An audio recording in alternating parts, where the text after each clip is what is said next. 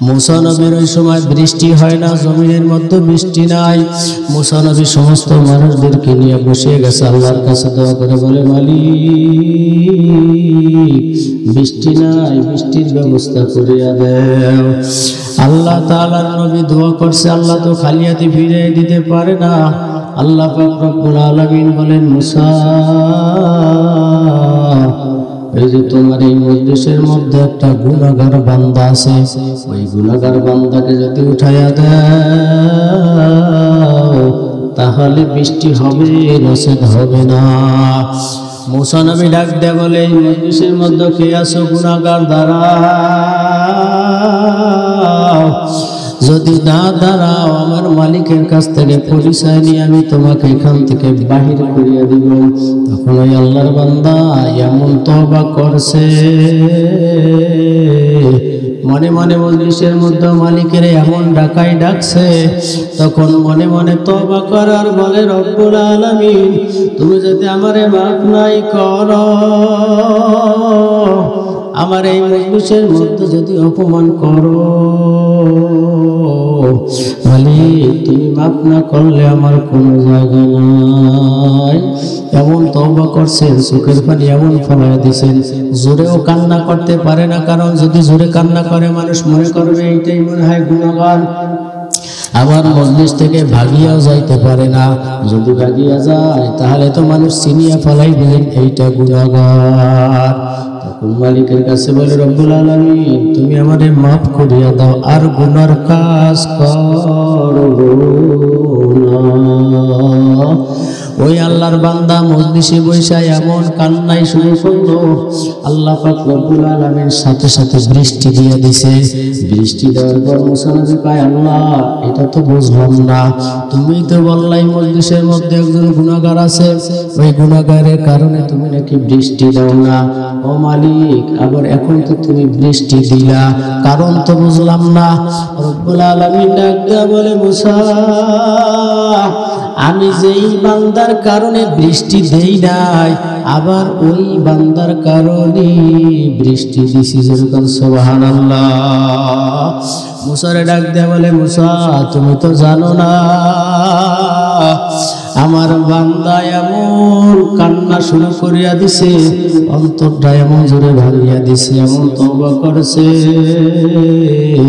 আমি রব্বুল আলামিনের অন্তরটা ঠান্ডা হয়ে গেছে, আমি রব্বুল আলামিনের কুদরতি কলবটা ঝালঝালা শুরু হয়ে গেছে, আমি আমার বান্দারে মাফ না করিয়া পারলাম না।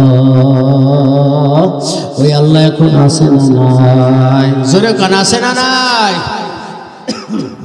ওই আল্লাহ এখনো মাফ করতে পারে কি পারে না? এজন্য আল্লাহ বলছে, বান্দা যতই গুনাহের কাজ করো না কেন, আমি মালিকের রহমত থেকে নৈরাশ হইও না। এক বুড়া এমন কোন গুনাহ নাই যে করে নাই, কিন্তু ওই বুড়া বয়সে যখন দিনের কথা বুঝে আসে গেছে, সহি কথা বুঝে আসছে, দিনের বুঝ যখন আল্লাহ দান করছে, রাত্রে ওইটা তাহাজ্জুদ পড়া শুরু করছে, রাত্রে ওইটা মালিকের কাছে কান্নাকাটি শুরু করলো, তখন রাত্রিবেলা তাহাজ্জুদ করিয়া কান্নাকাটি শুরু করে, তখন আল্লাহ পাক রব্বুল আলামিন গায়বের মাধ্যমে জানায়া দেয়, এ বুড়া তুই যে গুনার কাজ করছো, তোর নামটা জাহান্নামের দপ্তরে লেখা হয়ে গেছে। বুড়ায় তখন আরো চোখের পানি ফালাইয়া কান্না শুরু করিয়া দিছে। স্ত্রী ডাক দেয়া বলে, স্বামী শুনছো, আল্লাহ তো তোমারে মাফ করবি না, তোমার নামটা নাকি জাহান্নামের দপ্তরে লেখিয়া ফলাইছে। ও স্বামী, তাহলে তুমি আগের মতোই আবার চলাফেরা করো। তখন এই বুড়া ডাক দেয়া বলে, রে বিবি, আমার মালিকের দরজা ছাড়া তো কোনো দরজা নাই, আমার মালিকের রাস্তা ছাড়া কোনো রাস্তা নাই, কোথায় যাব, ভাগিয়া তো যাওয়ার কোনো জায়গা নাই। বিবি, আমার মালিক যদি আমারে মাফ করুক অথবা নাই করুক, আমি আমার মালিকের দরজা ছাড়া অন্য কোথায় যাব না। এই বলিয়া বুড়া কান্না শুরু করিয়া দিয়েছেন। এমন কান্না শুরু করছেন, তখন আবার কিছুদিন পর আবার আল্লাহ ইলহামের মাধ্যমে জানায়া দেয়, বলে বুড়া, তোর জীবনে তুই যখন আমার দরজা ছাড়া অন্য কোনো দরজায় যাবি না, তাই যা যা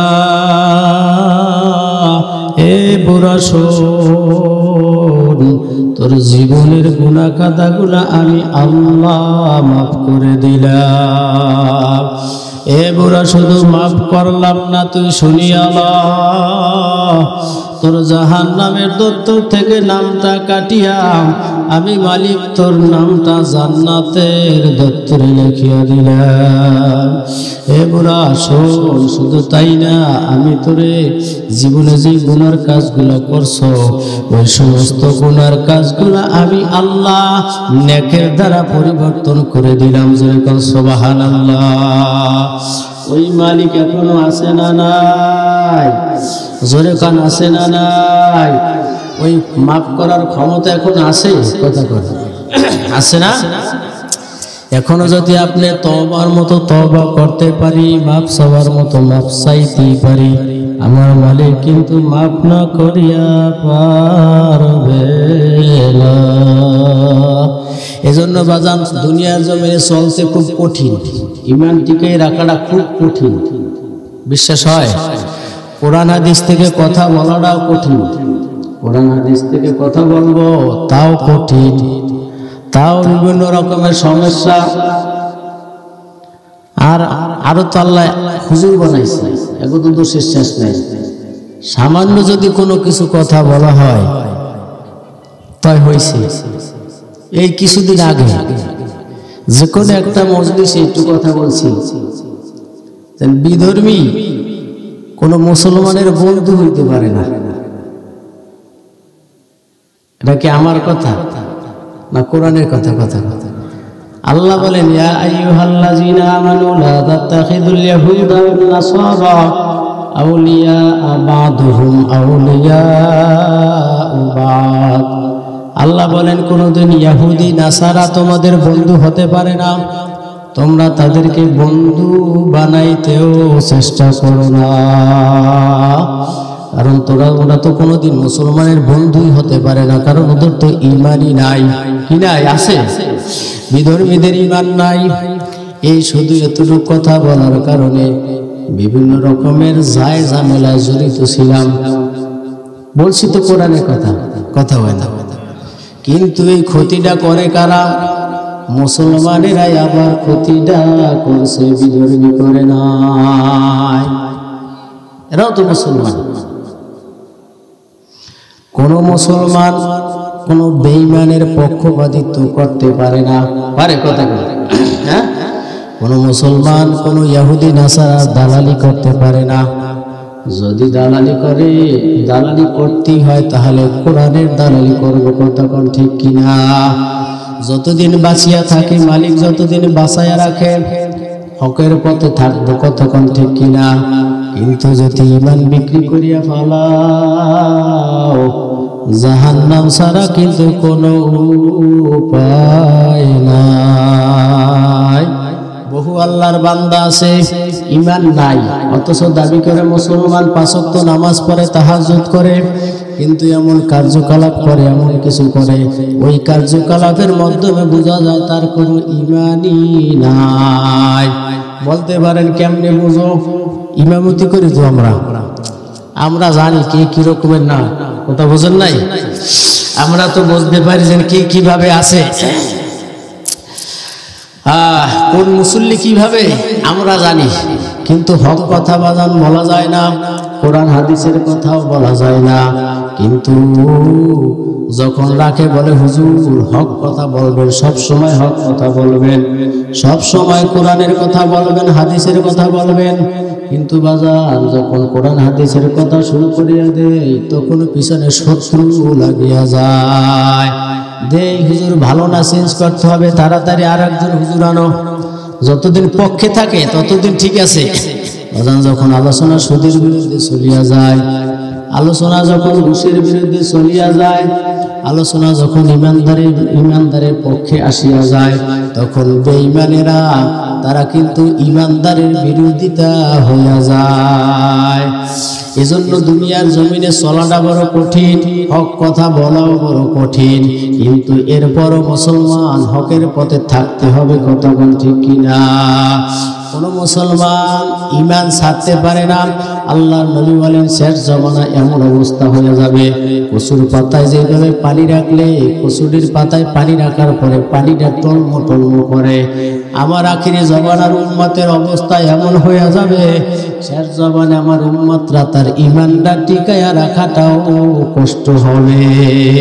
সেই জামানা কিন্তু এখন চলতেছে। আল্লাহর নবী আর একটা উদাহরণ দিয়া বলেন, যেমন একটা আগুনের আংটা, গরম একটা আগুনের আংটা হাতের মুঠির ভিতরে রাখা যায়, হাতের মুঠির ভিতরে একটা আগুনের আংটা যেভাবে রাখা কঠিন, ওইভাবে একজন ইমানদারের ঈমানটা টিকায়া রাখাটাও কঠিন হয়ে দাঁড়াইছে। কতক্ষণ ঠিক কিনা? কিন্তু আমরা আসলে বুঝি না যে আসলে আমাদের ঈমানটা যে চলে যাইতেছে, ঈমান যে বিক্রি করিয়া ফেলাইলাম। এজন্য বর্তমান চরমনায় শায়েখ তেনারাও বলেন, মরহুম হুজুরের ক্যাসেটের মধ্যে শুনছিলাম যে কাহারো ঈমানের মূল্য হলো 10 টাকা, কাহারো ঈমানের মূল্য হলো 1000 টাকা, কাহারো ঈমানের মূল্য হলো 1 লক্ষ টাকা, কাহারো ঈমানের মূল্য হলো 1 কোটি টাকা। আল্লাহর ওলিরা উদাহরণ দিয়ে বুঝায়, 10 টাকা যখন পড়ছে, 10 টাকা পাওয়ার পরে বাজারে ডাক দেয়, ভাই 10 টাকা বেশি কার, অস্তে টাকাটা দিয়া দেয়। যখন 100 টাকার নোট পাইছে, একটু এদিক টাকায় উঠে পকেটে দেয়। বোঝা গেল কি ঈমানটা কয় টাকা? 10 টাকা।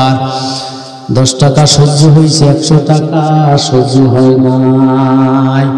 এরপরে আবার 100 টাকা পাইছে, ডাক দিয়া কয় 100 টাকা পাইছে কার।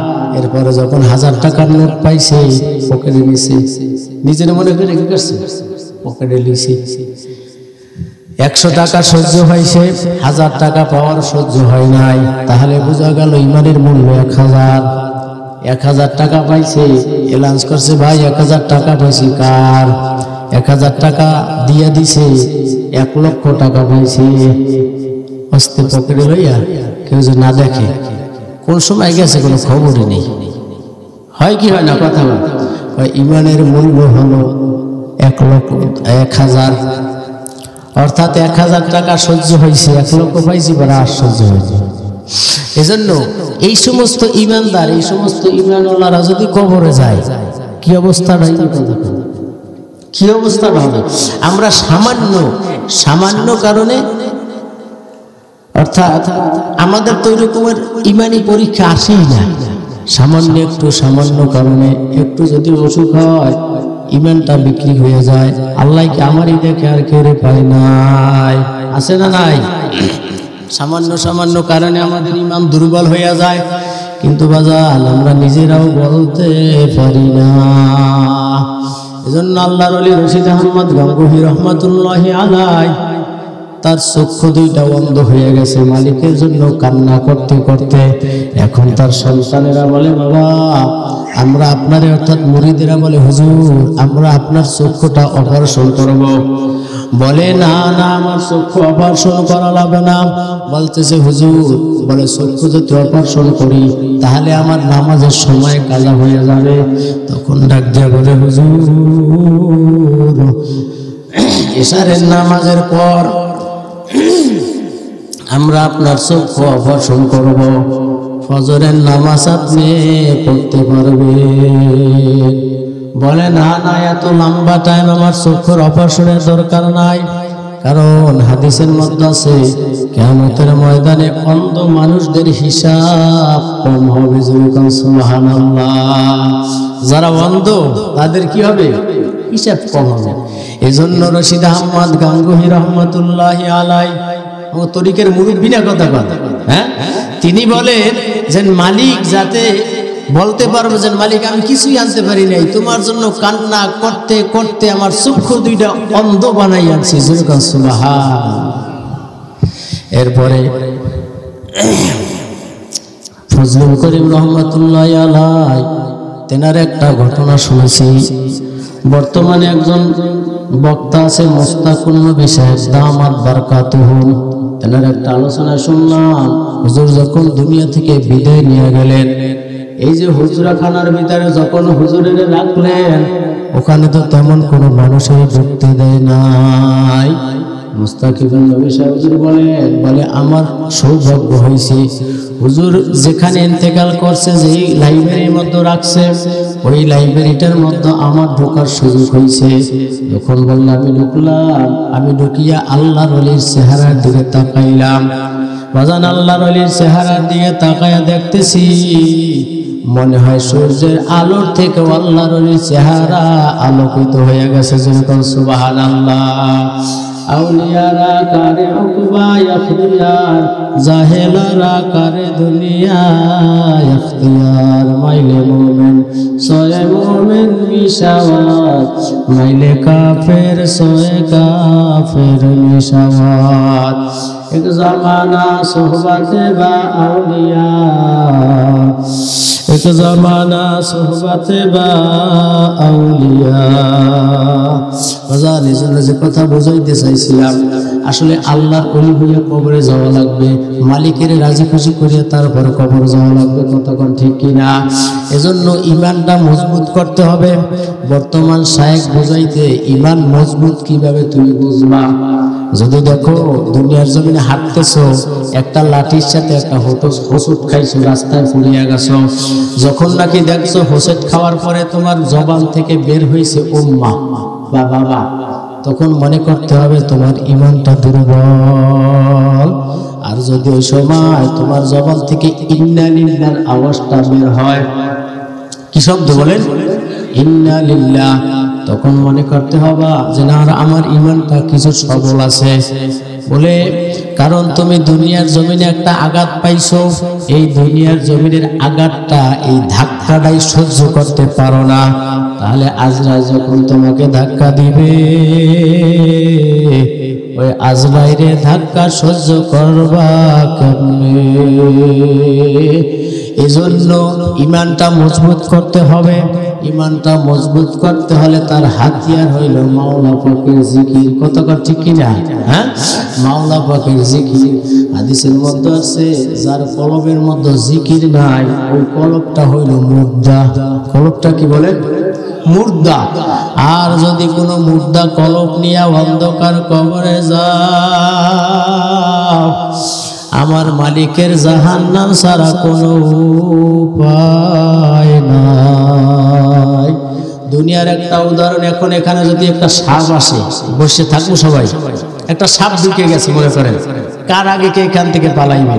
কিন্তু বাজান অন্ধকার কবরে রাখার সাথে সাথে নাফরমানের কবরের মধ্যে একটা নয়, দুইটা নয়, মালিক 99টা সাপ পাঠাইয়া দিবে। ওই সাপের মধ্যে এত বিষ, ওই এক ফোঁটা বিষ যদি দুনিয়ার জমিনে ছাড়তো, তাহলে দুনিয়ার জমিনে গাছপালা তরুলতা কিছুই হইতো না। এবার যান সহ্য করা যাবে কিনা একটু মনের বুঝাও, একটু মনের বুঝায় তারপর অন্ধকার কবরে যায় শুয়ো। অন্ধকার কবরটা কাহার জন্য হবে? একটা জান্নাতের গর্ত। আল কবরু রাউযাতুম মিন রিয়াজিল জান্নাহ আও হুফরাতুম মিন হুফারিন নার।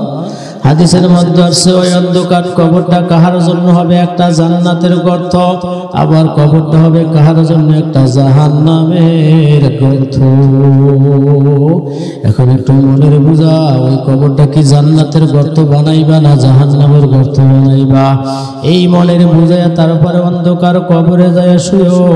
ওই অন্ধকার কবরে এমন এমন সাপ আসবে, ওই সাপ আসিয়া যখন তোমাকে আমাকে সবল মারবে, এক সবলের কারণে 70 গজ নিচে চলে যাবে। আবার একটা সবল মারবে, 70 গজ নিচ থেকে বান্দা বান্দিকে উঠানো হবে। হাদিসের মধ্যে আল্লাহর নবী এইভাবে উদাহরণ দিয়া বুঝায়, নাফরমানে যখন অন্ধকার কবরের মধ্যে রাখা হবে, অন্ধকার কবরের মধ্যে রাখার পর পর দুই পাশ দিয়া মাটিতে এইভাবে চাপ দিবে। আল্লাহর নবী সাহাবায়ে কেরামদেরকে এইভাবে দেখাইছেন যে দুইটা হাতের আঙ্গুল একটা আঙ্গুলের মধ্যে যেইভাবে ঢুকিয়া যায়। বাজার নাফরমানের যখন অন্ধকার কবরের মধ্যে রাখা হবে তখন ওই দুই পাশ দিয়া এমন জোরে চাপ মারবে, এক পাজরে হাত দিয়ে আর এক পাজরে ঢুকিয়া যাবে। ওই নাফরমানটা তখন একটা ফুটবলের মতো গোল বানানো হবে। বাজান একটু মনের বোঝাও, ওই অন্ধকার কবরে একা একা কেমন করে থাকবে। এই জন্য ইমানটা মজবুত করতে হবে। ফেরাউনের স্ত্রী যখন নিজে নিজে ফেরাউন খোদাই দাবি করছিলেন, ফেরাউন খোদাই দাবি করার পর আসিয়ারে ডাক দেয়া বলে, বিবি আসিয়া, আসিয়ারে ডাক দেয়া বলে, আসিয়া আমারে তুমি খোদা বলো। আসিয়া বলে, না স্বামী, আমি আপনারে খোদা হিসাবে মানতে পারবো না। আমার একজন রব, আমার একজন মালিক আছে। আছে না নাই কথা কন? আমার একজন মালিক আছে, আমার এই যে মালিক বানাইছে, আপনারেও সেই মালিক বানাইছে। এজন্য আমি আপনারে খোদা মানতে পারি না। ফেরাউন ডাক দেয়া বলে, আসিয়া তুই আমারে খোদা মানবি কিনা বল। বলে, স্বামী আপনার আমি স্বামী হিসাবে মানি, কিন্তু খোদা হিসাবে মানতে পারবো না। ফেরাউন ডাক দেয়া বলে, আসিয়া এখন একটু চিন্তা করিয়া দেখো, এখন একটু ভাবনা চিন্তা করিয়া দেখো, তুমি আমারে খোদা মানবা কিনা। আসিয়া বলে, স্বামী না। তখন আসিয়ার দুই সন্তান ছিল, দুই সন্তানকে নিয়ে আসছে। ওই দুই সন্তানকে নিয়ে আইনা আসিয়ার সামনে বইয়া লোকজন থেকে ডাক দেয়া বলে, ডাকের ভিতরে তৈল দাও। ওই ডাকের মধ্যে উত্তপ্ত তৈল, ওই তৈল গরম করার পর আসিয়ার সামনে বসে একটা বাচ্চা তৈলের ভিতরে ফেলাইয়া দিছে। একটা বাচ্চা ডেকের ভিতরে ফলাইয়া দিছে। এরপরে আসিয়ারে ডাক দেয়া বলে, আসিয়া এখনো সময় আছে, আমারে খোদা হিসাবে মানো। আসিয়া বলে, না না না না, আমি তোমারে খোদা হিসাবে মানতে পারবো না। আমারও জীবন যদি চলিয়া যায় তারপরও কোনোদিন তোমারে খোদা হিসাবে মানবো না। আমার মালিক, আমার রব একজন আছে। জোরে কান আল্লাহু আকবার, আরো জোরে কান আল্লাহু আকবার। মালিক আছে না নাই কথা কান? আসিয়া যখন বললেন, না স্বামী, ওই যে বাচ্চারা দুই উত্তপ্ত তৈলের ভিতরে ফালাইছে, ওই বাচ্চাটা ডাক দেয়া বলে, মা। আসিয়া, ও খবরদার মা, ফেরাউনের কথা শুনবো না। মা, আমি এই তৈলের ডেকের না জানো আমি আমার মালিকের জান্নাতে চলে গেছি। জোরে কাল সুবহানাল্লাহ। আসিয়া শুধু সন্তান ডাক দেয়া বলে, মা, ফেরাউনের কথা শোনবা না। এরপরে আসিয়া সামনে দ্বিতীয় সন্তানটা তো উত্তপ্ত তৈলের মধ্যে সারিয়া দিছে। ওই উত্তপ্ত তৈলের মধ্যে সারিয়া দেওয়ার সাথে সাথে ওই সন্তানগুলা কই মাছের মতো ভাজিয়া ভুনা ভুনা হয়ে গেছে। ইমান কত মজবুত দেখেন না। ইন্নাল্লাহা আশতারা মিনাল মুমিনিনা আনফুসাহুম ওয়া আমওয়ালাহুম বিআন্না লাহুমুল জান্নাহ ইউকাতিলুনা ফি সাবিলিল্লাহ ফায়াকতুলুনা ওয়া ইউকতালুন ওয়াদান আলাইহি হাক্কান ফিত তাওরাতি ওয়াল ইনজিলি ওয়াল কুরআন ومن أوفى بعهده من الله فاستبشروا ببيعكم الذي بايعتم به وذلك هو الفوز العظيم إن الذين قالوا ربنا الله ثم استقاموا تتنزل عليهم الملائكة ألا تخافوا ولا تحزنوا وأبشروا بالجنة التي كنتم توعدون. আসিয়ারে যখন সামনে বৈশা যখন সন্তানগুলা ফালায়া দিছে, তখন সন্তানগুলা ডাক দিয়া বলে, মা ফেরাউনের কথা শুনবা না। এই তৈলের ভিতরে আমরা ভালো আছি, আমরা জান্নাতে আছি।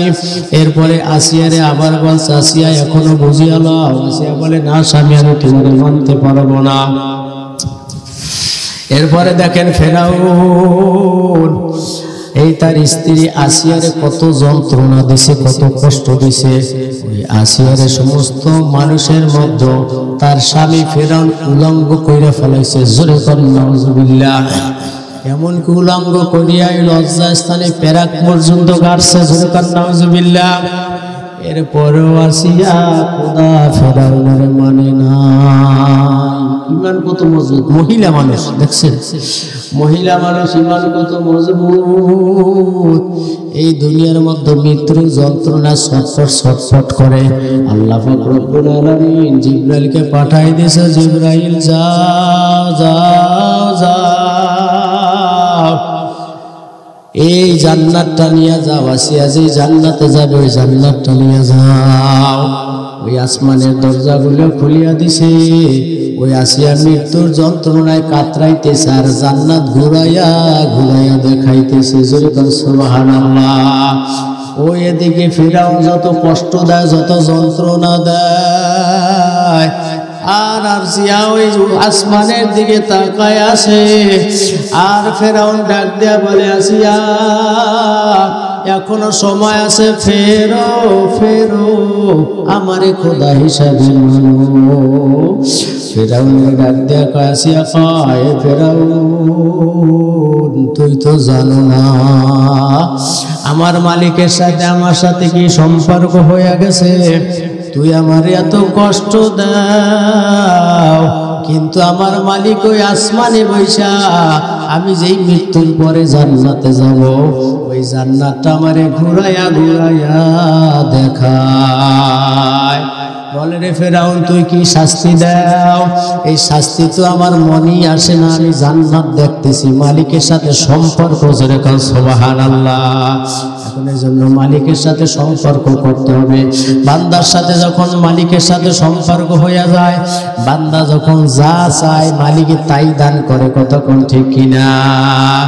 এই বাংলার জমিনে বড় বড় ওলামায়ে কেরাম যখন জেলখানায় চলিয়া গেছে, মরহুম ফজলুল করিম রহমাতুল্লাহ আলাইহিকে এই ঘটনা সবাই জানি কি জানি না। কতক্ষণ সম্পর্ক মালিকের সাথে, তার সাথে যখন নাকি বিডিআর পাঠাইছে, পুলিশ পাঠাইছে তারে অ্যারেস্ট করানোর জন্য, যখন আল্লাহর ওলির কাছে গেলেন, তখন আল্লাহর ওলি তাদেরকে মেহমানদারি করাইলেন।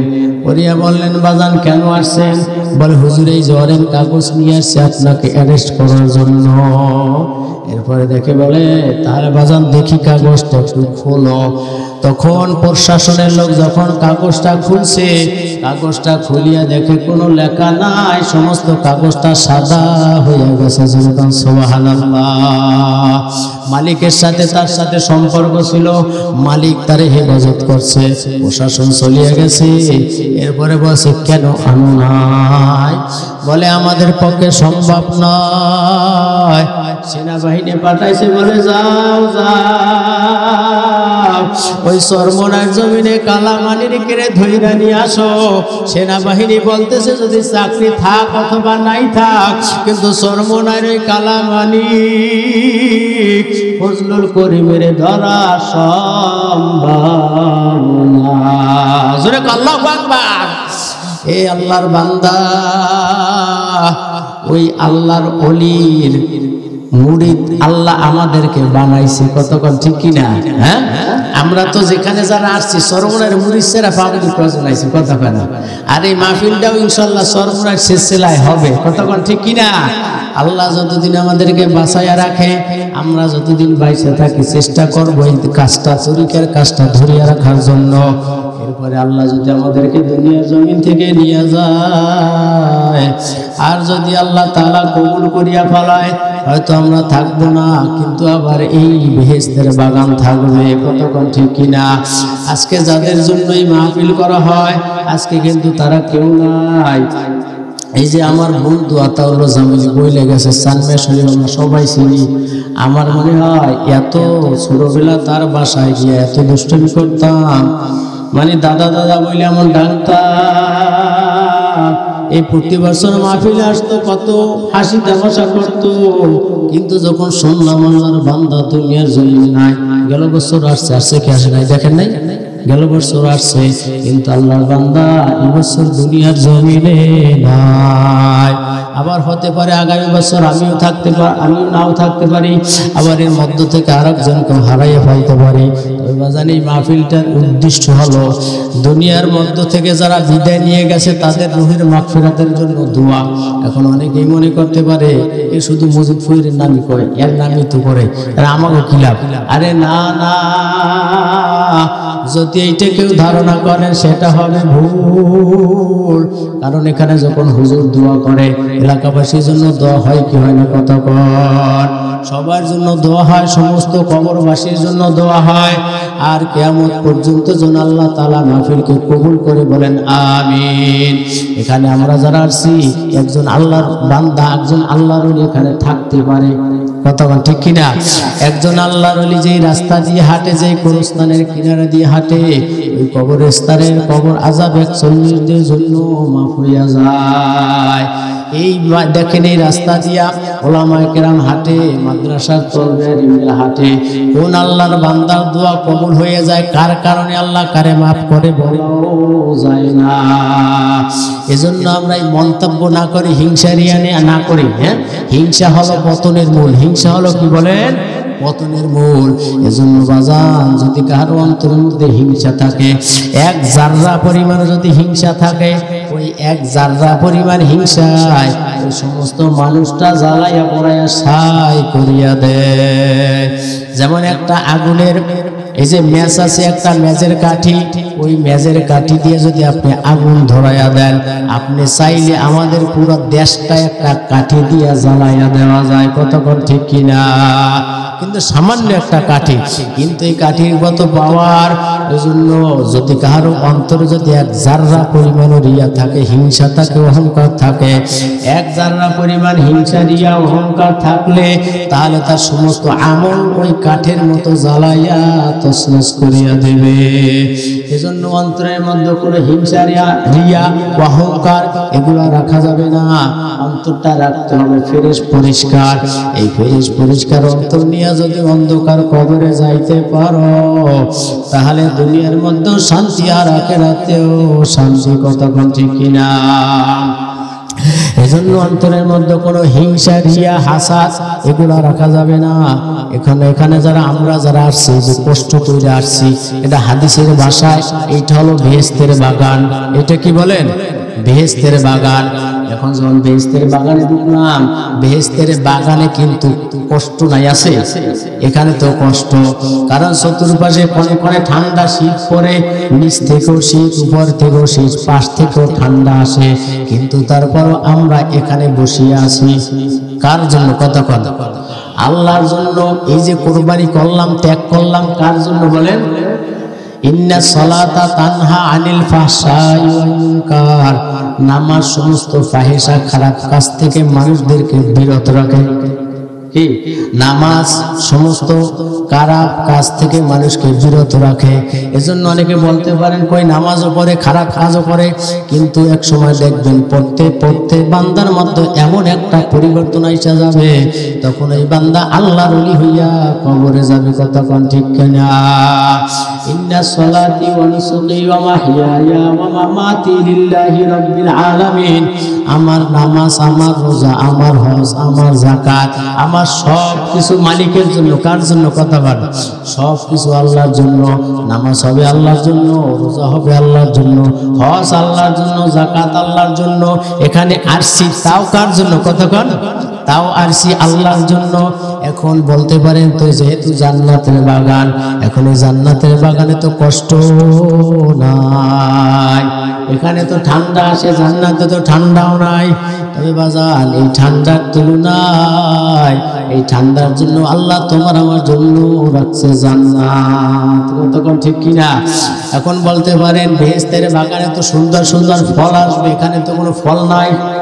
হ্যাঁ, এখানে ফল আছে, আছে না নাই? হ্যাঁ, এখানে কিন্তু ফল আছে, তবে যারা শ্বাস ভোগ করছে তারা মজা বুঝবে। এখানে আসছি এই জান্নাতের বাগান, এই জান্নাতের বাগানের ফল হইল সুবহানাল্লাহ। জোরে কর না সুবহানাল্লাহ। এই জান্নাতের বাগান এটা একটা ফল, এই জান্নাতে একটা সুবহানাল্লাহ বলার সাথে সাথে একটা গাছ তৈরি হয়েছে জান্নাতে। এই গাছটা বলা হয়েছে যখন দুনিয়ার জমিনের একটা ঘোড়া যদি 70,000 পর্যন্ত দৌড়ায়, এরপরও জান্নাতে মালিক যেই তোমার আমার জন্য সুবহানাল্লাহর আওয়াজের কারণে একটা জান্নাতে গাছ তৈরি করছে, এই গাছের ছায়া শেষ করতে পারবে না। জোরে কর না সুবহানাল্লাহ। এই সুবহানাল্লাহর পাওয়ার সুলাইমান আলাইহিস সালামের তক্তের থেকেও বেশি। জোরে কর না সুবহানাল্লাহ। সুলাইমান আলাইহিস সালামের রাজ সিংহাসন ছিল না, ওই সিংহাসনের থেকেও সুবহানাল্লাহর পাওয়ার অনেক বেশি। বিশ্বাস হয়? সুলাইমান আলাইহিস সালাম একদিন এই রাজ সিংহাসন নিয়ে আকাশের উপর দিয়ে উড়িয়া উড়িয়া যাইতেছে, নিচ থেকে এক কৃষক দেখতেছে সুলাইমান আলাইহিস সালাম ওই আকাশের উপরে যাইতে আছে, তার তখ্ত বাসাইয়া বাসাইয়া বাতাসের শ্বাসে যাইতেছে। তখন এই অবস্থা দেখার পর ওই আল্লাহর বান্দা নিচ থেকে বলছে সুবহানাল্লাহ।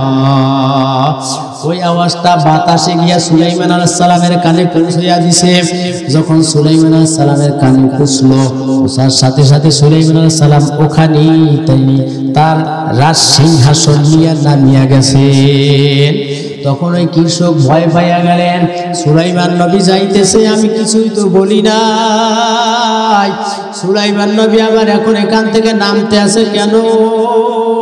আমি তো কোনো অন্যায় করি নাই, কোনো অপরাধ করি নাই, আমি তো কিছুই করি নাই। তখন সুলাইমান নবী বুঝতে পারছে, বলে আল্লাহর বান্দা ভয় পাই না, কোনো টেনশন নাই, আমি তোমার একটা সুসংবাদ জানার জন্য আমি এখানে নামছি। বলে হুজুর কি সুসংবাদ? বলে আল্লাহর বান্দা এই যে দেখো আমি সুলাইমানের রাজ সিংহাসন, এই যে সুলাইমান আলাইহিস সালামের যে একটা সিংহাসন আসলে 300 থেকে 350 মন্ত্রী নিয়া এরপরে তিনি ওই তার সিংহাসন নিয়ে বাতাসের উপরে উঠতেন। কিন্তু সুলাইমান আলাইহিস সালামের 300 350 মন্ত্রী যদি ধরে তাহলে ওই তখ্তটা কত বড় হইতে পারে বলেন? অনেক বিশাল বড় এরিয়া নিয়ে না, কিন্তু এটা আবার বাতাসে উড়াইতো। বলতেছে আল্লাহর বান্দা সুসংবাদটা হলো, তুমি যখন দেখছো আমি সুলাইমান এই তখ্ত নিয়ে বিশাল তখ্ত নিয়ে যখন বাতাসের উপর দিয়ে উড়িয়ে উড়িয়ে যাইতেছি, তুমি যখন দেখছো দেখে যখন মালিকের কুদরতের কথা মনে হয়ে গেছে, মালিকের কুদরতের কথা মনে করছো, কুদরতের কথা মনে করিয়া যখন একবার সুবহানাল্লাহ বলছো, এই একবার সুবহানাল্লাহ বলার কারণে জানাই সুবহানাল্লাহর কত দাম। এই যে আমার সিংহাসনটা দেখো, এই সিংহাসনের থেকেও তোমার একবার সুবহানাল্লাহর মূল্য অনেক বেশি। জোরে কন্যা সুবহানাল্লাহ। এজন্য বাজান এখানে আমরা এই সুবহানাল্লাহর ফল ভক্ষণ করার জন্য বসছি।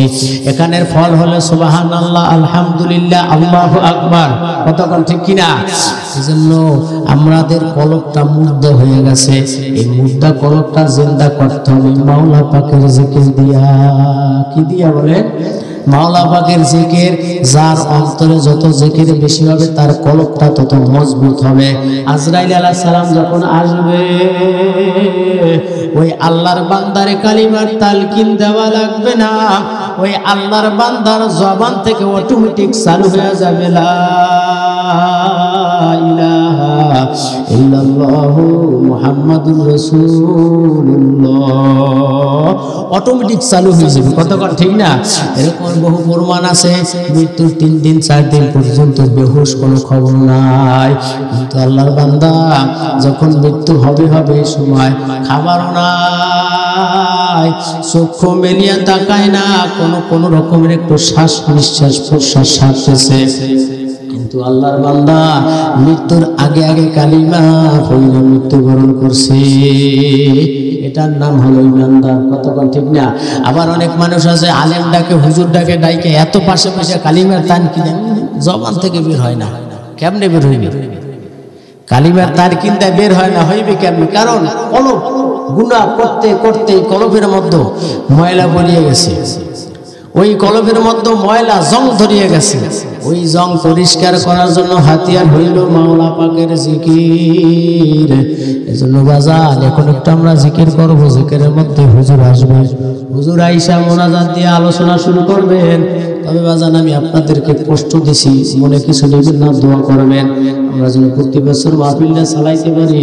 আল্লাহ পাক রব্বুল আলামিন সমস্ত রকমের ঝামেলা থেকে মুক্ত করে। আল্লাহ পাক রব্বুল আলামিন যেন প্রতি বছর এই দিনের কাজ করার তৌফিক দান করে। সকলে বলেন আল্লাহুম্মা আমিন।